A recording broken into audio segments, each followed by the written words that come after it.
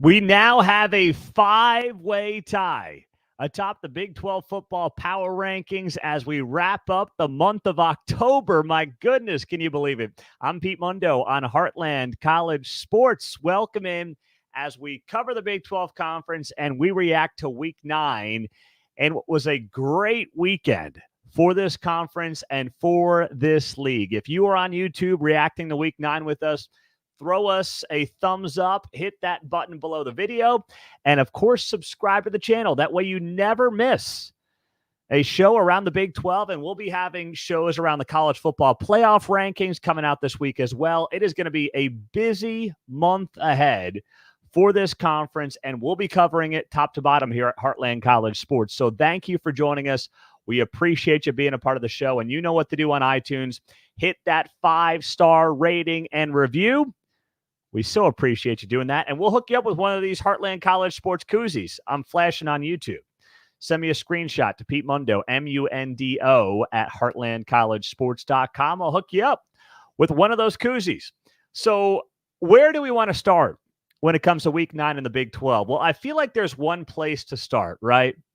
And that is Lawrence, Kansas, where the Kansas Jayhawks take down the Oklahoma Sooners 38-33. In one of the big upsets of the season. And for OU, the 6th-ranked team in the country, their first loss of the year. And for Kansas, I would call this a program-defining win, but it's really not. They've had a lot of those. They, played OU close 2 years ago in Lance Leipold's first year. They beat Texas that year. That was a program-defining win. Like, they've had program-defining wins under Lance Leipold. They were only, I think, a kickoff like an 8-point underdog in the game. But this, winning a game against a top 10 team at home, first time they've done that since 1984. They snap an 18-game losing streak against Oklahoma, the first time they've beaten OU since 1997. That matters. That is still, even though KU has turned the corner, they're now going to a bowl game for a second straight year. That is still a program-defining win. And they did it with a backup quarterback in Jason Bean, who missed a lot of throws and made a lot of mistakes. Now, he had some clutch plays as well. 4th and 6 on the final drive, that was money. That was clutch. That was under pressure. But he also, he missed a lot of throws. Open 2-point conversion attempts, open touchdown passes. He missed opportunities in this game on Saturday. But he had a couple of big throws when he needed to. They had a good rushing attack led by Devin Neal. Bean had himself a rushing touchdown and a couple of big rushes as well. He had a 38-yarder on the ground. And those things made the difference in this game. And that's why KU was ultimately able to pull this thing off. I thought it was over coming out of that lightning delay. And I got to question you, KU fans. I don't know what your deal was, especially the students, but it looks like after the lightning delay, the KU student section did not come back. I know you want to go to the bars. I know your toes are cold. You're leading the 6th-ranked team in the country, and you leave the stadium and you don't come back. I mean, come on, go out of the stadium, have a couple beers, get your butts back in the seat. Come on, what is that all about? I know you're a basketball school, but you're leading the number 6 team in the country. You're trying to beat them for the first time since 97. You're trying to do something you haven't done in 39 years. And you guys bailed on them.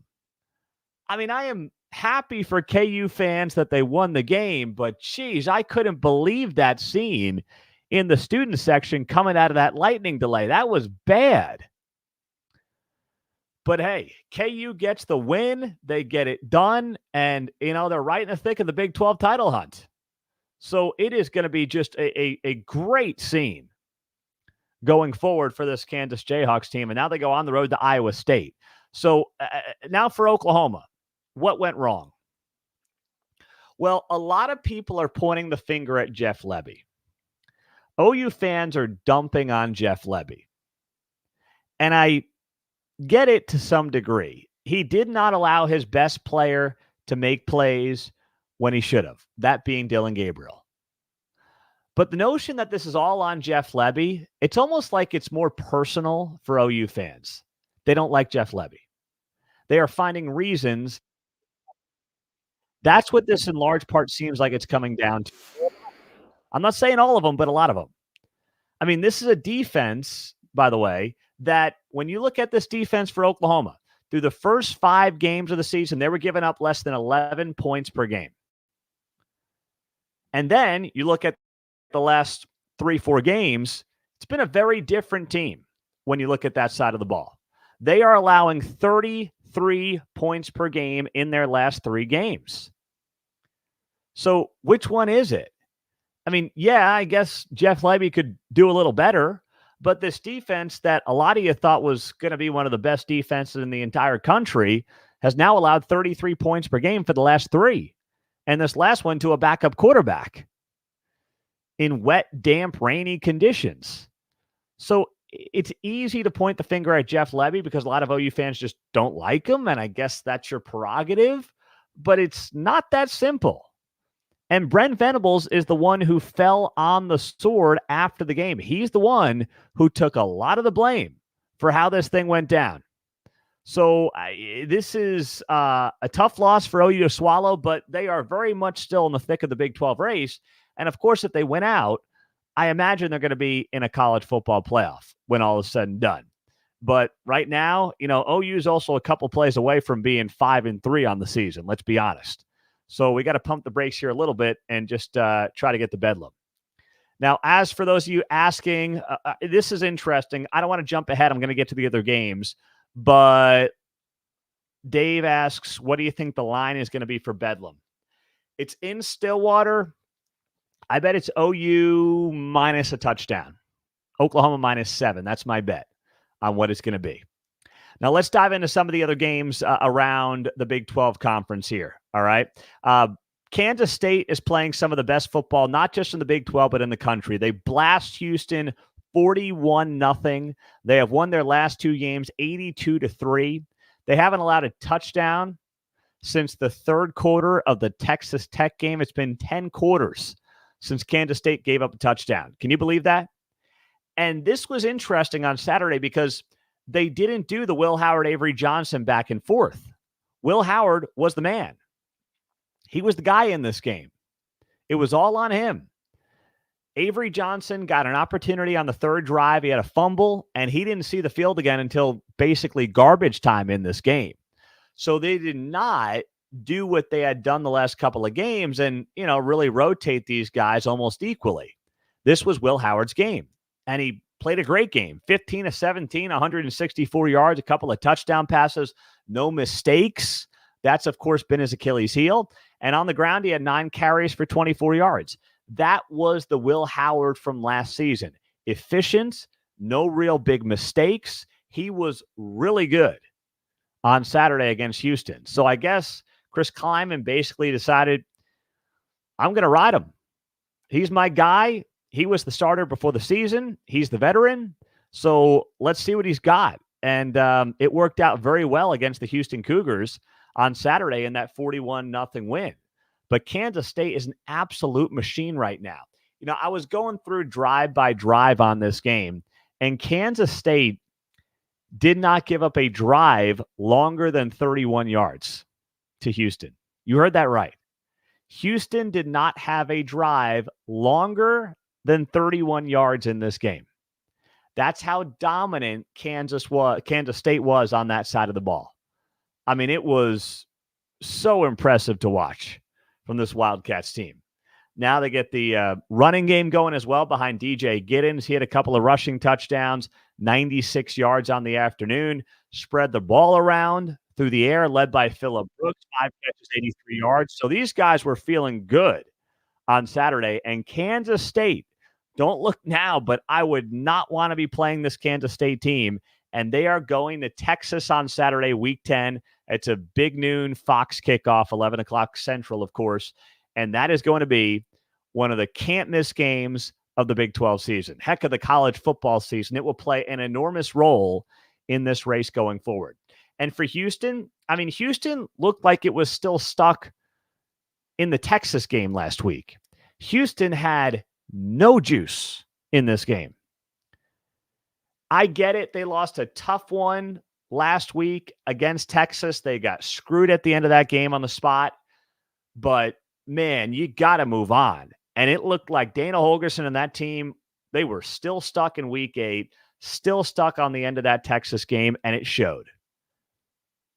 They left everything they had back in Houston. They brought none of it to Manhattan, and they got absolutely walloped. I mean, it was over from the get-go. K-State scored on its first drive, and that was, I mean, wipe your hands clean. That was game, set, match on Saturday.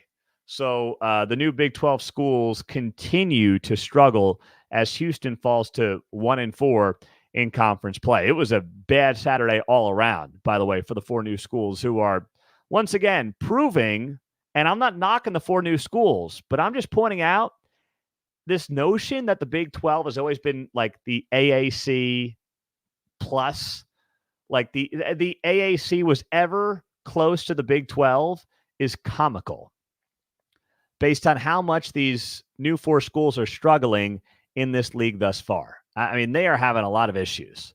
We go from one to the other. UCF losing to West Virginia at home 41-28. UCF is 0-5 in league play. By the way, my lock of the week for you was West Virginia +7 at UCF. I said UCF had no business being a touchdown favorite in league play over anybody. Never mind a West Virginia team that had lost 2 straight that desperately needed this win. That was ridiculous from Vegas. I gave you West Virginia as my lock of the week. We hit that. I gave you Kansas +10 as my underdog of the week. And then my bad bet I missed out on. I had Texas -18.5 as my bad bet, meaning I was on the other side of that with BYU. So I went 2-1 on the picks. That puts us at 15-8-1 on the season. Another 2-1 week. I want to hit a 3-0 week, but I'm giving you some good stuff here. I saw Stanford Steve on College Game Days like 12-25. He's having a horrible year. And I promise you, they're paying that guy a lot of money for those picks on College Game Day, and he's sucking wind. I'm sitting here 15-8-1 on the picks this year. So you want to be subscribed to this channel because on Wednesday or Thursday night, depending on how the week plays out, I give you my picks on YouTube and on the podcast. So don't miss that show because that's where you're going to make some money. Now, West Virginia did exactly what I thought they were going to do. They dominated UCF on the ground. They crushed them in the running game.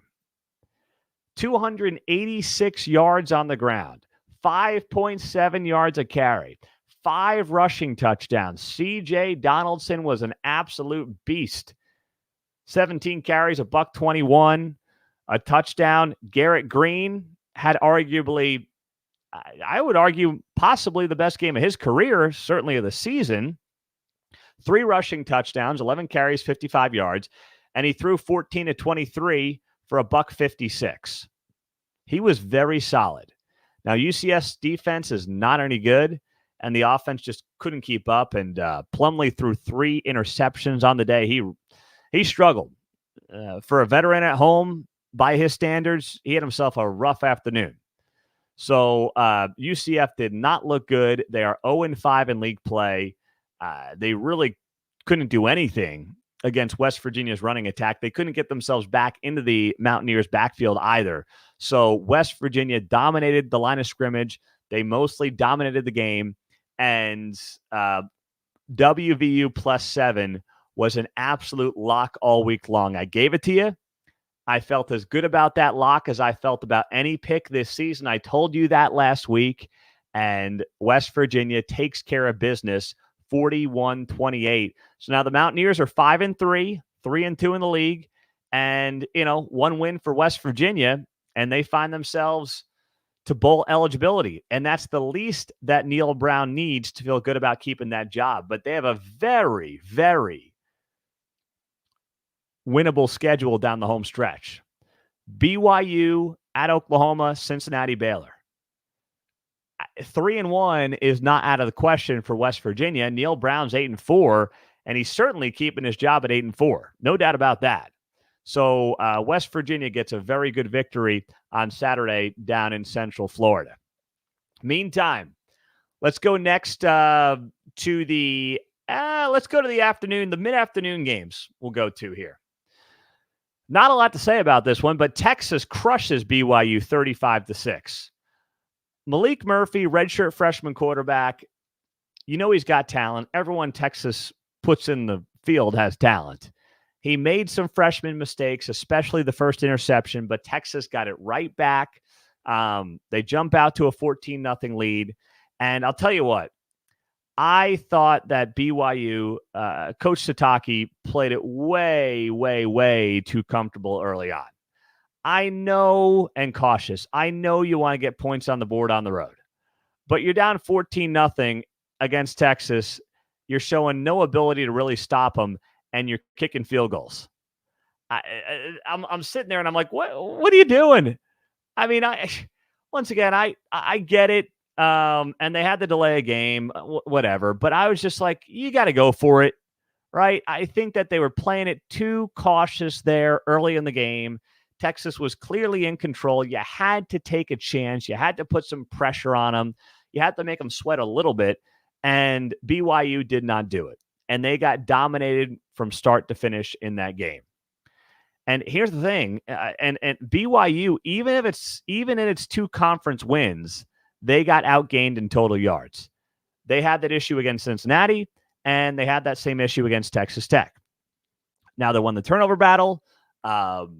Certainly last week, they did a very good job. They had a cleaner game last week. But even in their two wins, they got outgained by 100-plus yards in both of them.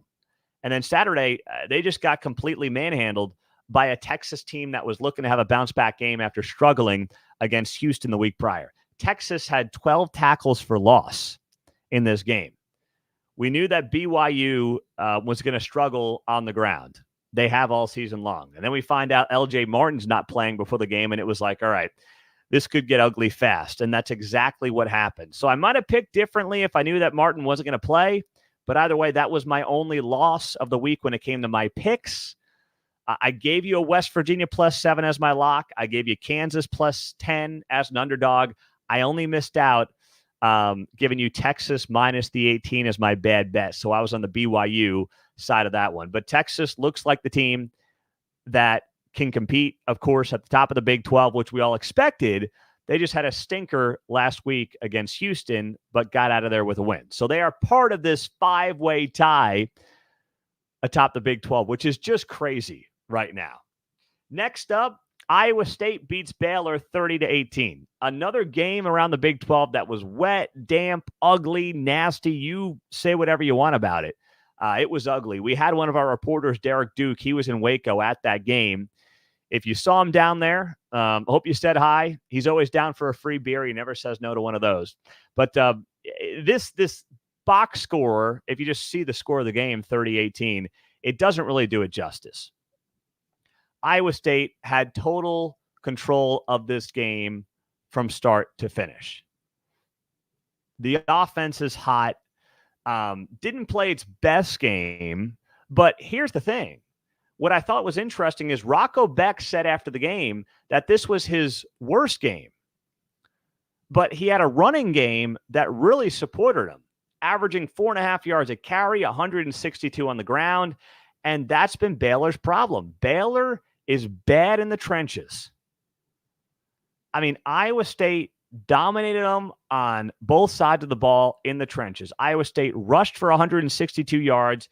Baylor rushed for 67 yards, less than 3 yards per carry. Iowa State had 8 tackles for loss, a couple of sacks. Baylor was barely getting into the Iowa State backfield on Saturday night. And it's what we expected would happen in this game. I was shocked that Baylor opened up as a 2-point favorite. Now, the line swung 5 points the other way to Iowa State being a 3-point favorite, but that was just a strange line from the get-go. Very bizarre.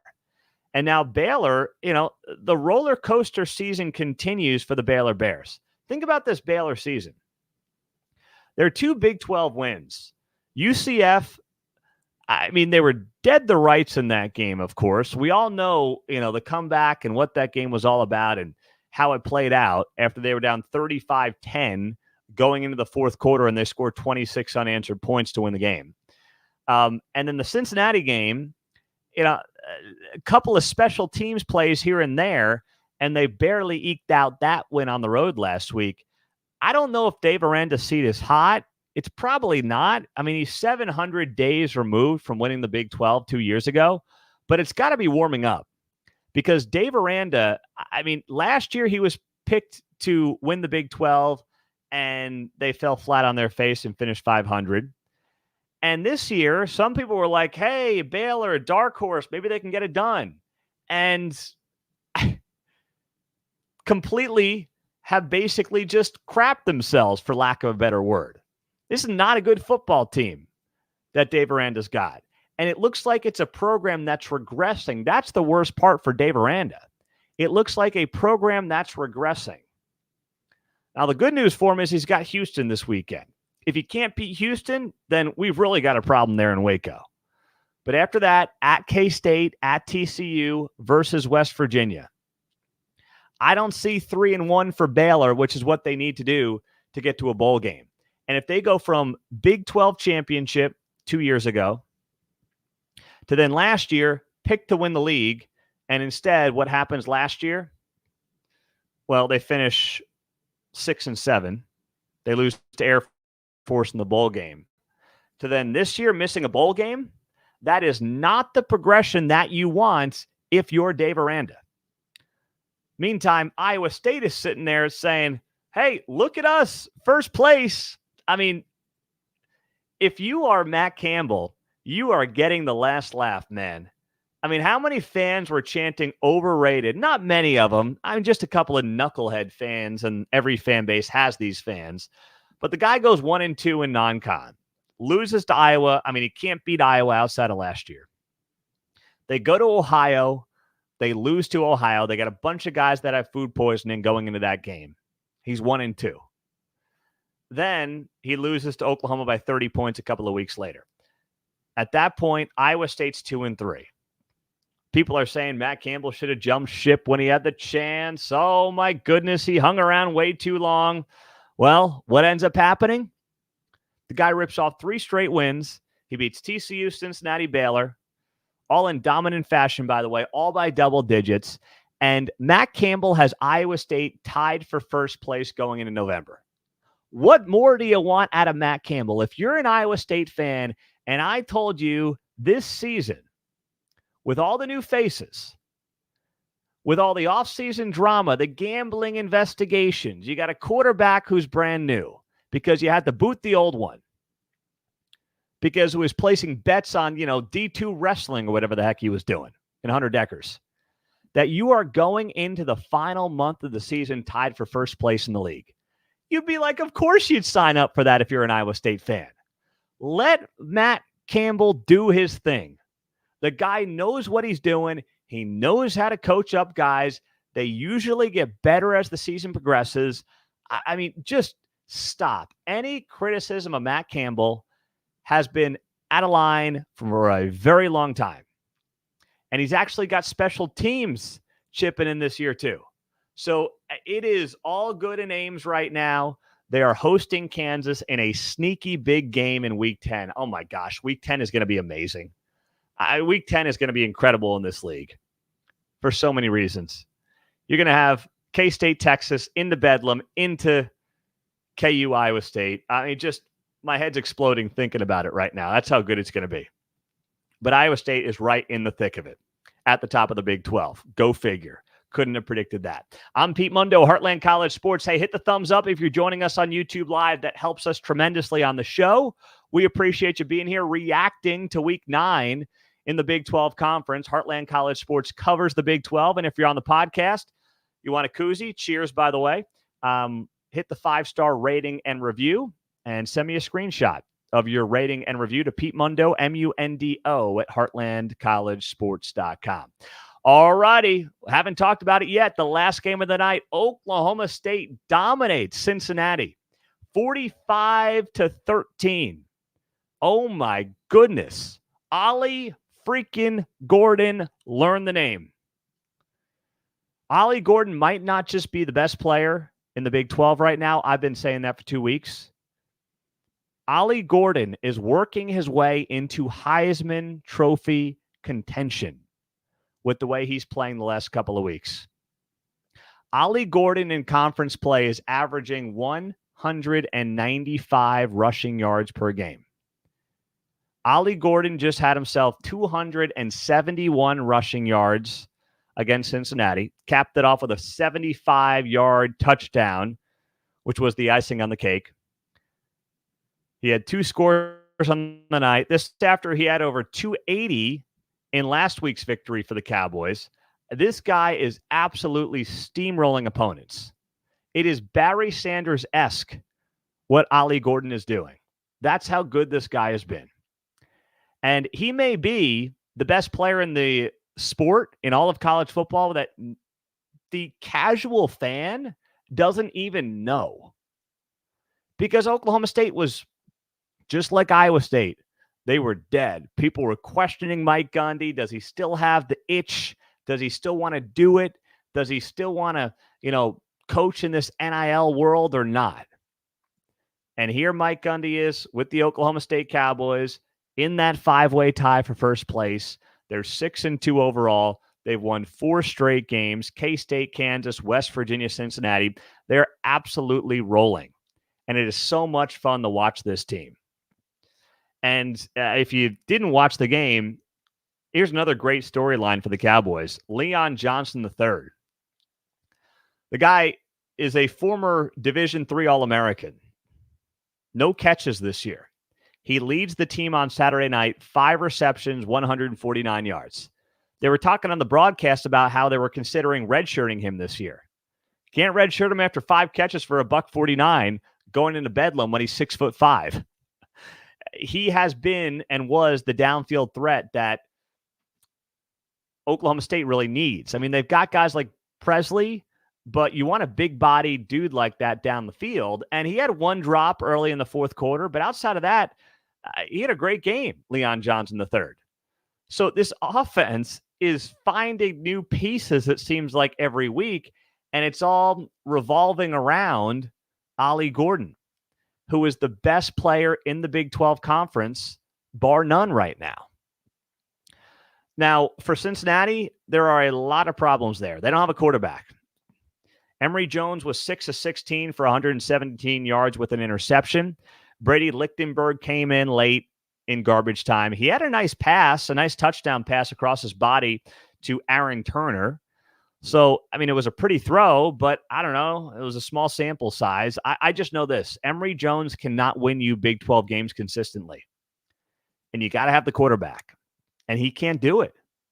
So at this point, if I'm Cincinnati and I'm 0-5 in the league, and I got UCF coming to town this weekend, I may roll with Brady Lichtenberg, depending on how he looks in practice and how he's been playing and how he's been leading the guys.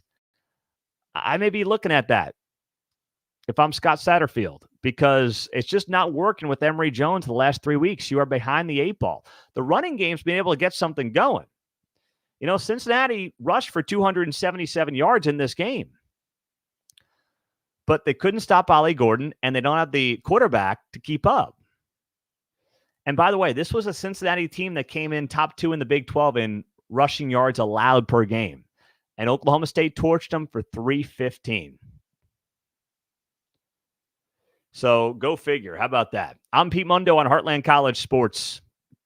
What a week 9 in the Big 12 Conference. Thanks for being here. We got the haters out in full force. Pete, I'm a KU season ticket holder, 32 years. I unsubscribed because I don't give KU any credit. Oklahoma State isn't bad. KU is. When did I say KU wasn't good? I just crowed about KU. What show are you watching, brother? You got to be kidding me with that. I spent the first 7 minutes on KU, on Lance Leipold, and waxing poetic about the program. I know some of you want to find reasons to be upset with the takes I give you on the show, but come on. If that's what you took out of this show, you ain't listening to this show. You're just coming to your own conclusions of the show. That's all you're doing. Oh, my goodness gracious. Joel says Matt Campbell to Michigan State. Nah. No. Why would you want to be with that dumpster fire and play second fiddle in that state to Jim Harbaugh and Michigan, one of the all-time great blue bloods in college football? No way. Love the shirt, Feinbaum. Yep. Thank you very much for the shirt credit. He is a clown, no doubt about that. This is going to be such a great week in the Big 12. You look at what's coming up this week, and if you haven't seen it, we do have the kickoff times, by the way, as I've teased and mentioned throughout the show. We have a Thursday night game, TCU at Texas Tech, and then Saturday, we got the rundown here. Let me share it with you. We've got a big noon kickoff that is going to be Kansas State at Texas. Then after that, we got a bunch of 2:30 kickoffs, Central Time, of course. Bedlam's at 2:30 on ABC, Houston at Baylor on ESPN Plus, and UCF at Cincinnati on Fox Sports 1. Kansas State at Iowa State, 6 p.m. Central on ESPN. That's a nice slot for them. And then BYU at West Virginia, 6 o'clock on FS1. So it is going to be an incredible Week 10 in the Big 12 Conference. I cannot wait for it. How many teams are going to try to poach Ollie Gordon? A lot. I put it up on Twitter. I hope you're following us there at Heartland_CS. I said, have the Ollie Gordon 2024 sweepstakes begun yet? Something tells me they have. Yeah, they're going to try. I hope Mike Gundy does everything he can to keep him. He's got one more year on campus before he's likely off to the NFL. All right. I'm Pete Mundo, Heartland College Sports. You know what to do. Subscribe to the channel. Please do that. Join our free message boards, by the way. We react and talk to other Big 12 fans on those message boards at heartlandcollegesports.com. And on the podcast, I got these koozies for you. If you leave a rating and a review, I want to get to 750 by, I think I can do it, and you can help me do it here in the next couple of weeks. We got 720 ratings right now. Can we get to 750 by week 11? What do you think? I know you haven't done it yet. Just hit the 5-star. And if you want the koozie, send me the screenshot of your rating and review to Pete Mundo, MUNDO, at heartlandcollegesports.com. We so appreciate you guys. We love every one of you. We love the Big 12. We love college football, and we will talk to you throughout the week. So make sure you are subscribed to the podcast and the YouTube channel, and we will be here throughout the week on Heartland College Sports. I'm Pete Mundo. What a great Week 9. Put a bow on it. Cheers to you. We'll talk to you soon. Take care.